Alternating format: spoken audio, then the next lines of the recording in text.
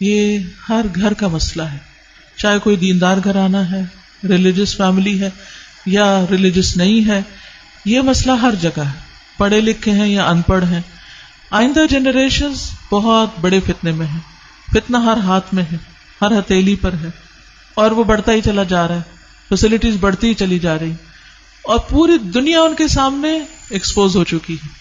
یعنی آپ کس کس چیز سے ان کو بچا سکتے ہیں، کس کس چیز سے چھپا سکتے ہیں، کس کس چیز سے روک سکتے ہیں، صرف ایک ہی حل ہے، اور وہ روک اندر ہو، اور وہی تقویٰ والی بات ہے کہ جب تک ان کے اندر خود اللہ کا ڈر نہیں آتا، آخرت کی فکر نہیں آتی، اس وقت تک کوئی باہر کی چیز اب ڈھکی چھپی رہ ہی نہیں گئی کہ جس سے آپ کسی بھی طریقے سے ان کو بچائیں گے۔ پہلے یہ ہوتا تھا کہ فتنے محدود جگہوں پر ہوتے تھے، اچھی فیملیز جو ہوتی تھی اپنے بچوں کو وہاں تک جانے نہیں دیتے تھے، ان کو پروٹیکٹ کرتے تھے، لیکن اب وہ ایک ایک گھر کے اندر آ چکا ہے، اب آپ کہاں سے بچا سکتے؟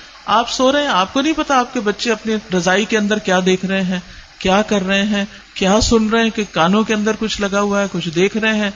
اور پہلے تو کہیں کسی خالی جگہ پہ جا کے چھپنے کی ضرورت تھی، تو اب تو گھر کے اندر بھی ہر جگہ چھپنے کی جگہ ہے، کیونکہ جس اسکرین پر وہ سب کچھ دیکھ رہے ہیں وہ ان کے ہاتھوں کے اندر آ چکی، تو اس کو چھڑانا بہت ہی مشکل کام ہے۔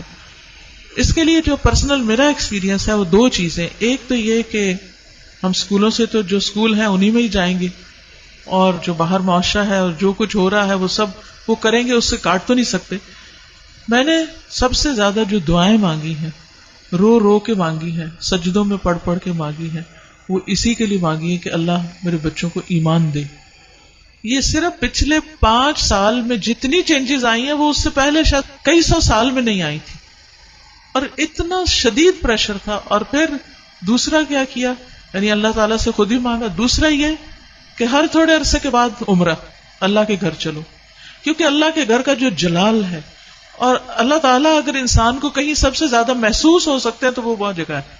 یعنی ہمارے ملک میں، ہمارے گھروں میں، ہمارے ماحول میں وہ فیلنگ نہیں آتی جو وہاں جا کر آتی۔ تو الحمدللہ ان عمروں نے، اللہ کے گھر کی زیارت نے دل کے اندر تھوڑی سی جگہ بنائی اللہ کو پہچاننے کی، کیونکہ جب تک اللہ کو بچے پہچانتے نہیں، اس کی عظمت کو محسوس نہیں کرتے، وہ اللہ سے ڈر نہیں سکتے، اور اللہ کا حیا اور اللہ کا خوف دل میں نہیں آ سکتا، وہ تقویٰ نہیں آتا دل میں۔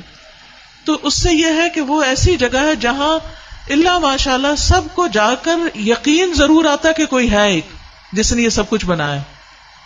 پھر اس کے بعد یہ ہے کہ قرآن کا علم، میں نے جسے کہتے ہیں کہ سب سے زیادہ تکلیف دہ مرحلہ گزارا کہ جب میں نے اپنے بیٹے کو قرآن پڑھایا۔ بیٹیوں کو پڑھانا مشکل نہیں تھا، کیونکہ کلاسز ہو رہی ہیں، وہ آ کے بیٹھ رہی ہیں، سن رہی ہیں، اچھی دوستیں مل گئی ہیں، اچھا ماحول مل گیا، کوئی مسئلہ نہیں۔ تھوڑا بہت شروع میں ہوا کہ ان کو اس طرف لانے میں، لیکن جب آ گئے تو پھر ذمہ داری ختم۔ لیکن بیٹے کے لیے نہ کوئی ماحول تھا اور نہ ہی کوئی ایسی چیز تھی، تو پھر میں نے یہ ٹھان لی کہ کچھ بھی ہو مجھے اس کو پڑھانا ہے۔ وہ ایج ایسی تھی کہ جس میں کچھ نہ کچھ وہ سننے کے قابل تھا، ورنہ وہ ایج بھی گزر جاتی ہے تو پھر بچے وہ اتنا بھی نہیں سنتے۔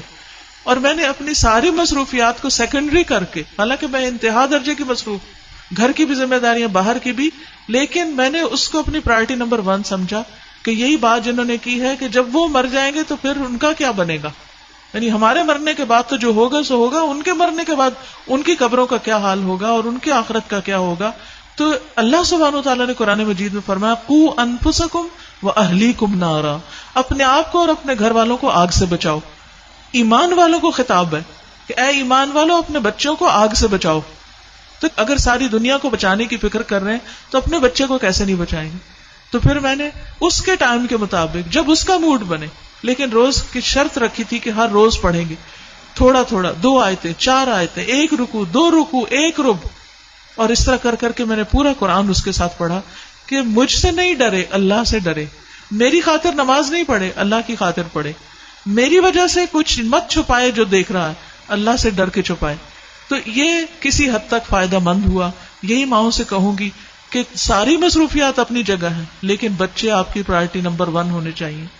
ان کے لیے کھپ جائیں، دعائیں مانگ مانگ کے بھی، اور اس کے ساتھ ساتھ ایک دفعہ کم از کم قرآن سے ضرور گزر جائیں، کیونکہ جب وہ قرآن سے گزر جائیں گے پھر ایٹ لیسٹ آپ کی رسپانسبلٹی نہیں رہے گی۔ اللہ ان کی سب خیر کرے، لیکن اگر خدا نہ خواستہ ان کے اندر کوئی بگاڑ آتا تو آپ کی پکڑ نہیں ہوگی، لیکن اگر آپ نے کوشش نہیں کی، محنت نہیں کی، تو آپ کی بھی ساتھ پکڑ ہے۔ صرف آپ کی نمازیں پھر کام نہیں آئیں گی. تو اس لیے ہم میں سے ہر ماں کو سنجیدہ ہونے کی ضرورت ہے. چاہے رونا پڑے، منتیں کرنی پڑے، بھوک کاٹنی پڑے، کچھ کرنا پڑے، لیکن پکڑ کے بیٹھے، خود بیٹھے. یہ مولویوں پہ نہ چھوڑیں کہ کوئی اور آ کے لیکچر دے گا تو وہ سن لیں گے، اس کو بتا دیں گے، ابا کو بتا دیا، چچا کو بتا دیا، اس کو ماموں کو بتا دیا. ٹھیک ہے وہ بھی کچھ ہیلپ کرتے ہیں، لیکن سب سے زیادہ آپ کو خود کرنا، اور اس کے لیے آپ کو خود پڑھنا ہوگا، اس کے لیے آپ کو خود سیکھنا ہوگا. خود سیکھنا شروع کریں اور اپنے بچے کے ساتھ بیٹھ کر خود. پھر یہ کہ بعض اوقات بچے ہم سے سننا نہیں چاہتے، آپ ان سے کہیں آپ ہمیں پڑھ کے سنائیں. بس اس بات کا اگر یقین ہے ان کو کہ یہ قرآن اللہ کی کتاب ہے، تو پھر ان کے اندر یہ ڈالنے کی ضرورت ہے کہ اللہ تعالیٰ نے کیا فرمایا ہے. وہ آپ کو بھی پتا ہونا چاہیے اور وہ ان کو بھی پتا ہونا چاہیے. اللہ تعالیٰ ہماری مدد فرمائے.